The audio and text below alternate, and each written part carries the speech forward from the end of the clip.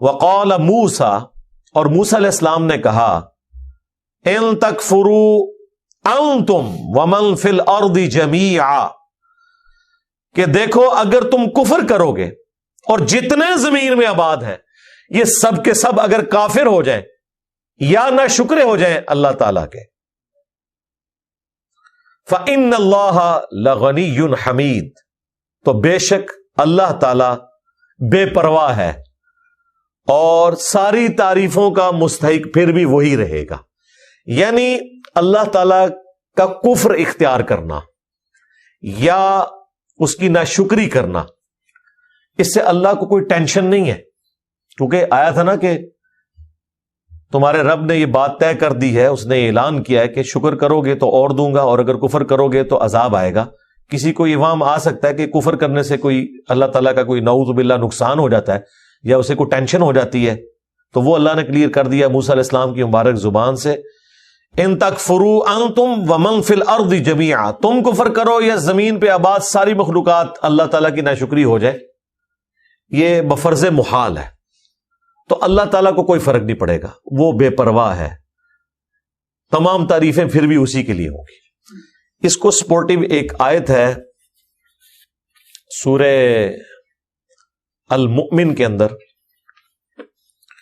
Start کے اندر، جسے ہم سورہ غافر بھی کہتے ہیں، سورت نمبر 40 ہے، اس میں مسئلہ تقدیر بھی اللہ تعالیٰ نے اس حوالے سے کلیئر کر دی ہے،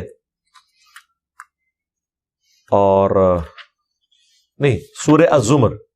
سورت نمبر 39 اس کے سٹارٹ میں ہے، سورت نمبر 39 آیت نمبر 7، ان تکفروا، اگر تم کفر کی روش اختیار کرو گے، فإن اللہ غنی عنکم، تو بے شک اللہ تعالیٰ تو بے پرواہ ہے تم سے، ولا یرضی لعبادہ الکفر، لیکن یہ بات یاد رکھنا اللہ تعالیٰ کفر کو پسند نہیں کرتا اپنے بندوں کے لیے، وَإِن تَشْكُرُوا، اور اگر تم شکر کی روش اختیار کرو گے، یرضہ لکم، تو وہ پسند کرتا ہے ایسی روش کو تمہارے لیے، وَلَا تَزِرُ وَازِرَةٌ وِزْرَ أُخْرَى، اور قیامت کے دن کوئی بھی بوجھ اٹھانے والی جان کسی دوسرے کا بوجھ نہیں اٹھائے گی، ثُمَّ إِلَىٰ رَبِّكُمْ، اس کے بعد تم لوٹ کر جاؤ گے اپنے رب کی طرف، مرجعکم، اسی کی طرف تمہیں لوٹنا ہے، فَيُنَبِّئُكُمْ بِمَا كُنتُمْ تَعْمَلُونَ، تو وہ تمہیں خبر دے دے گا جو کچھ تم دنیا میں اعمال کیا کرتے تھے، إِنَّهُ عَلِيمٌ بِذَاتِ الصُّدُورِ، بے شک وہ سینوں کے چھپے ہوئے رازوں کو بھی جاننے والا ہے۔ اللہم حاسبنا حسابا یسیرا، اس آیت کے اندر اللہ تعالیٰ نے فرمایا کفر کرو گے میں بے پرواہ ہوں۔ اب اس سے کوئی یہ بھی رزلٹ نکال سکتا تھا، اچھا بے پرواہ ہے اس کا مطلب ہے جو مرضی کرو، تو اللہ نے کہا نہیں، میں پسند نہیں کرتا اس چیز کو، کھلی چھٹی دوں گا لیکن آخرت میں پکڑ لوں گا، اور اگر تم شکر گزاری کی روش اختیار کرو گے تو یہی میں تمہارے لیے پسند کرتا ہوں۔ اس سے یہ بھی پتا چل گیا کہ اللہ تعالیٰ گیون سرکمسٹانسز میں انسان کو اختیار دیے ہوئے، مسئلہ تقدیر بھی حل ہو گیا اس سے، پلس یہ بات بھی پتا چلی کہ اگر کوئی شخص خود سے ناشکری کی روش اختیار کرتا ہے تو اللہ تعالی کی ڈیوائن مور اس کے اوپر لگ جائے گی، جو اللہ نے اس کے لیے فیصلہ کرنا ہے وہ پھر ٹلنے والا نہیں ہے، کیونکہ اس نے خود اپنے لیے جہنم کمائی ہے۔ لہذا یہ جو جملہ بولا جاتا ہے نا، غلط العام ہے کہ دنیا میں جو کچھ بھی ہو رہا ہے وہ اللہ کی مرضی سے ہو رہا ہے، یہ بالکل غلط ہے۔ اللہ تعالیٰ کی مرضی یہ نہیں ہے کہ نافرمانی کے کام ہو۔ کوئی شخص یہ کہے گا کہ زنا اللہ کی مرضی سے ہو رہا ہے، بدکاری اللہ کی مرضی سے ہو رہی ہے، شراب نوشی، قتل ناحق، نہیں، اللہ کی مرضی نہیں ہے اس میں۔ اللہ تعالیٰ نے کہہ دیا میری مرضی یہ ہے کہ تم شکر گزاری کی روش اختیار کرو۔ ہاں، دنیا میں ہر کام اللہ کی اجازت سے ہو رہا ہے۔ اجازت اس لیے ہے کہ اس نے پکڑنا دنیا میں نہیں ہے۔ یہ اجازت جو ہے یہ حکم کے معنوں میں نہیں ہے بلکہ ڈھیل کے معنوں میں ہے کہ ٹھیک ہے اذان ہوئی ہے، تمہاری مرضی، مسجد کی طرف جانا ہے جاؤ، اور نہیں جانا تو نہ جاؤ، کوئی مسئلہ نہیں، زمین تمہیں اپنے اندر نہیں نکلے گی لیکن آخرت میں نہیں چھوڑوں گا۔ تو کائنات میں جو کچھ بھی ہو رہا ہے وہ اللہ کی اجازت سے ہو رہا ہے، مرضی سے وہی کام ہو رہے ہیں جو اللہ تعالی نے چاہا۔ جس طریقے سے آپ یہ دیکھیں زمین و آسمان کی جتنی مخلوقات ہیں جنہیں اختیار نہیں دیا گیا، ان کے بارے میں سورہ حامیم میں سجدہ میں ہے کہ چاہتے ہوئے یا نہ چاہتے ہوئے بھی زمین و آسمان اللہ تعالیٰ کے سامنے مطیع ہیں، کیونکہ اللہ تعالیٰ نے انہیں اختیار نہیں دیا ہوا۔ اختیار دیا ہے جنوں کو اور انسانوں کو، نافرمانی بھی سارے یہی کر رہے ہیں، لیکن یہ اللہ کی مرضی سے نہیں کر رہے، اللہ کی اجازت سے کر رہے ہیں کہ ٹھیک ہے کر لو، آخرت میں پکڑ لوں گا۔ مرضی یہ نہیں ہے کہ یہ کام کرو، مرضی تو اس کی یہی ہے کہ اس نے پیغمبر بھی بھیجے ہیں، کتابیں بھی بھیجی ہیں کہ تاکہ لوگ جہنم سے بچ جائیں۔ اب اس آیت کی طرف واپس آ جائیں جو سورہ ابراہیم کی آیت نمبر 8، ان تکفروا انتم ومن فی الارض جمیعا، اگر تم کفر کرو گے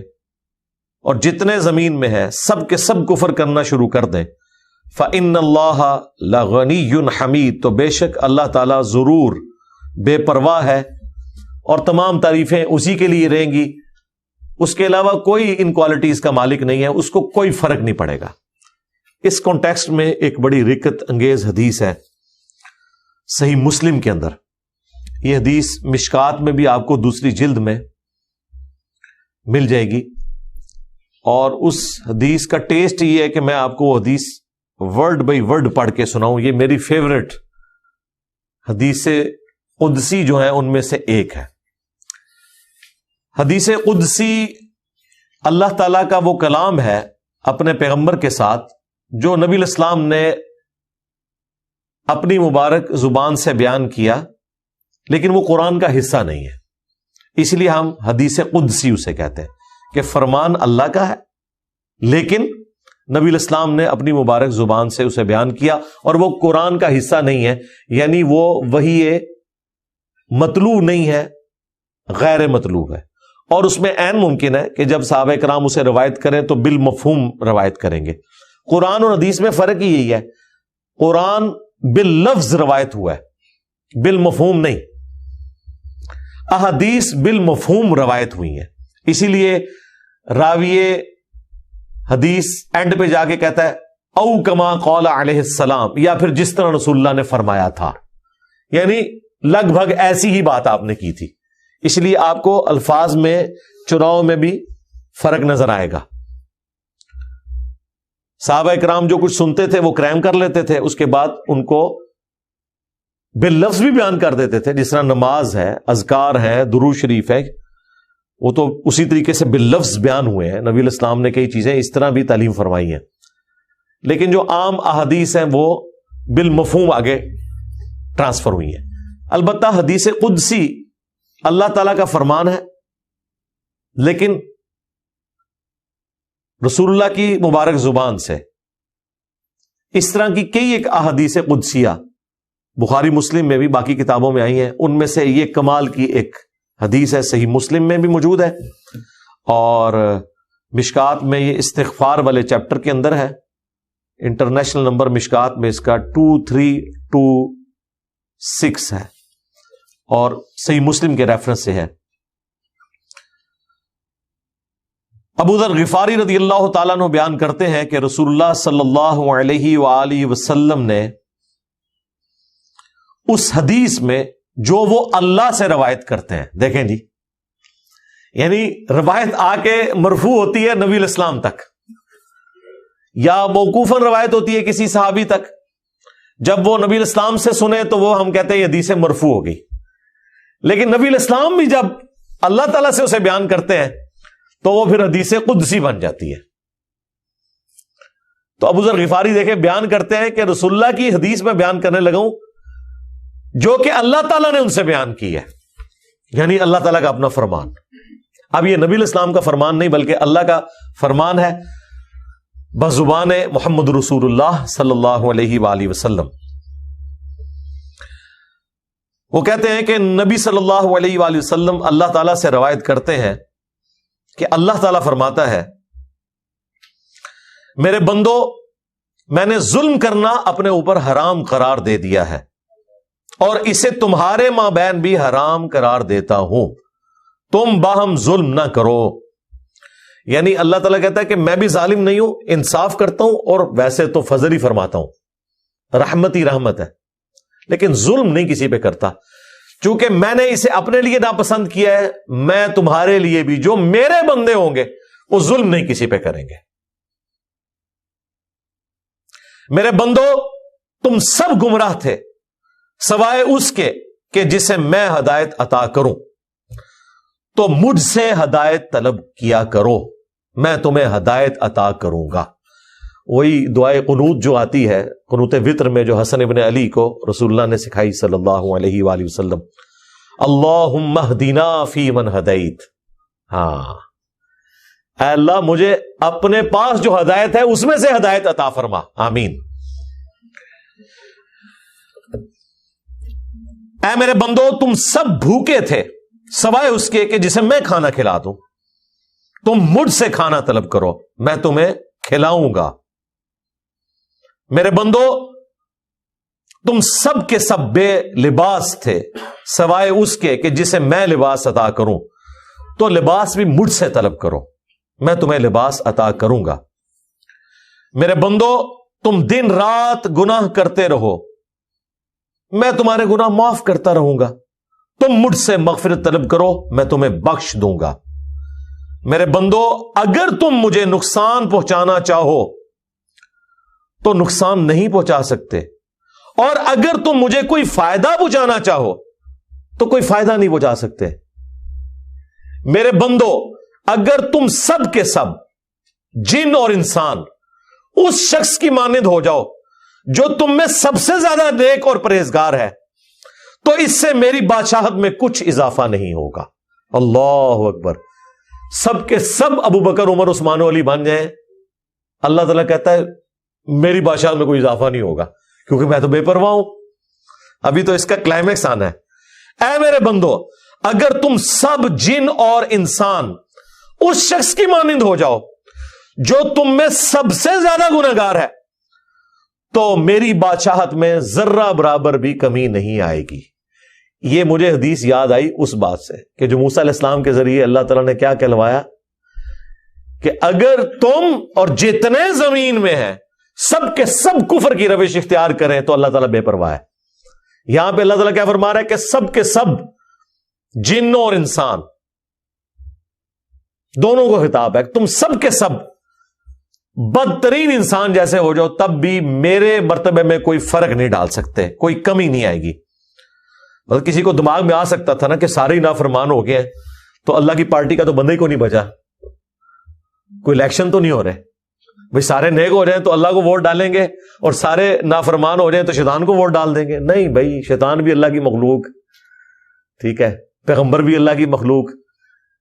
اور اللہ کے نیک بندے بھی اسی کے اور اللہ کے باغی بھی اسی کے. میرے بندو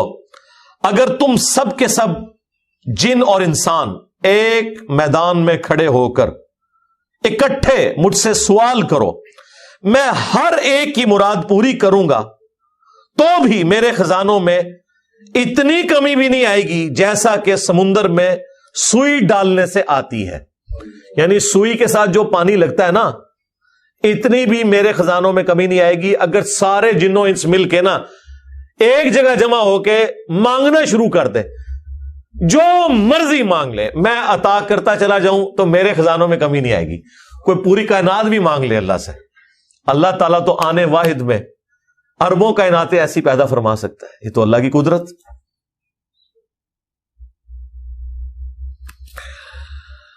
میرے بندو یہ تمہارے اعمال ہی ہیں جنہیں میں نے محفوظ اور شمار کر رکھا ہے، پھر میں قیامت کے دن تمہیں پورا پورا بدلہ دوں گا. یہ دیکھیں جی، اتنا بے پرواہ رب اور اینڈ پہ کتنا قدر شناس ہے کہ نیک بندوں سے کہہ رہا ہے کہ میرا فضل تو ہے ہی ہے لیکن یہ تمہارے اعمال ہیں جو میں نے سنبھال کے رکھے ہیں، تمہیں اس کے عوض میں آخرت میں بدلہ دوں گا. حالانکہ اللہ تعالیٰ یہ بھی فرماتا نا کہ یہ میرا فضل ہی ہے کہ میں نے تمہیں ہدایت دی، میری وجہ سے ہی سب کچھ ہے. اچھا، بندوں کی روش یہی ہونی چاہیے. وہ جو سورہ زمر کے اینڈ میں اللہ تعالیٰ نے جنتیوں کا اور جہنمیوں کا نقشہ کھینچا ہے نا، اس میں اللہ تعالیٰ جنتیوں کی قدر شناسی فرما رہا ہوگا اور جنتی کہہ رہے ہوں گے اللہ یہ تیرا فضل ہے کہ تو نے اپنا وعدہ پورا کیا. اور واقعی حقیقت بھی یہی ہے، اللہ پہ تو کسی کا زور نہیں. وائی آئی لو گاڈ یہ میرا ایک کلپ ہے یوٹیوب کے اوپر انگلش سب ٹائٹل کے ساتھ، ہدایہ وکٹری چینل کے اوپر بڑا اچھا طریقے سے انہوں نے اسے، میں خدا سے کیوں محبت کروں؟ اس لیے کہ وہ اکیلا تھا، اپنی بادشاہت میں تنہا تھا، نہ چاہتا مجھے نہ پیدا کرتا، اس نے مجھے پیدا کیا اور ہدایت دی، ہمیشہ کی کامیابیاں میرا مقدر کر دی، میں ہمیشہ سے نہیں تھا لیکن ہمیشہ کے لیے مجھے زندگی دے دی، اور ایسی جنت دے دی جس میں میری خواہش کے مطابق جو میں چاہوں وہ ہوگا۔ تو کسی درجے میں خالق اور مخلوق کا فرق اپنی جگہ، عابد اور معبود کا فرق اپنی جگہ، عطائی اور ذاتی کا فرق اپنی جگہ، لیکن اس نے بھی مجھے اپنی خدائی صفات میں اس حوالے سے شریک کر لیا کہ مجھے بھی ہمیشہ کی زندگی دے دی، اور جو میری خواہش ہوگی وہ پوری ہوگی۔ یہ وہ جذبہ ہے جو مجھے مجبور کرتا ہے کہ میں اپنے رب سے محبت کروں، ورنہ اللہ تعالیٰ کے ساتھ انسان کا محبت کا جذبہ نہیں ہو سکتا۔ ڈر کا تو ہو سکتا ہے کہ یار پیدا کر کے مارا گیا، اگر میں نے اس کی بات نہ مانی تو میرے پاس تو چارہ ہی نہیں ہے سوائے اس کے کہ چپ کر کے میں اس کے راستے پہ چلوں، ورنہ تو اس نے مجھے جہنم میں پھینک دینا ہے۔ لیکن محبت کا جذبہ اس صورت میں پیدا ہوگا، یہ تمہارے اعمال ہی تھے جنہیں میں نے محفوظ کر لیا، پھر میں قیامت کے دن تمہیں پورا پورا بدلہ دوں گا۔ جو شخص خیر و بھلائی پائے تو وہ میرا شکر ادا کرے، اور جو شخص اس کے علاوہ کوئی اور چیز پائے تو اپنے آپ کو ہی ملامت کرے، یعنی دنیا میں بھی اور آخرت میں بھی اگر کوئی ناکامی کا منہ دیکھنا پڑے ملامت اپنے آپ کو کرے، اور جب کوئی اچھی چیز آپ کو پہنچے تو آپ اللہ کا شکر ادا کریں۔ لیکن ملامت کی صورت میں بھی آپ نے یہی کہنا ہے انا للہ و انا الیہ راجعون۔ ہاں، یہ روش نہیں آپ نے چھوڑنی۔ اللہ تعالیٰ سے دعا ہے جو حق بات میں نے کہی اللہ تعالیٰ ہمارے دلوں میں راسخ فرمائے، اگر جذبات میں میرے منہ سے کوئی غلط بات نکل گئی تو اللہ تعالیٰ ہمارے دلوں سے اسے دھو ڈالے، ہمیں معاف بھی فرما دے، ہمیں کتاب و سنت کی تعلیمات پر عمل کر کے دوسرے بھائیوں تک پہنچانے کی توفیق عطا فرمائے۔ سبحانک اللہم و بحمدک، اشہد ان لا الہ الا انت، استغفرک و اتوب الیک، وما علینا الا البلاغ المبین۔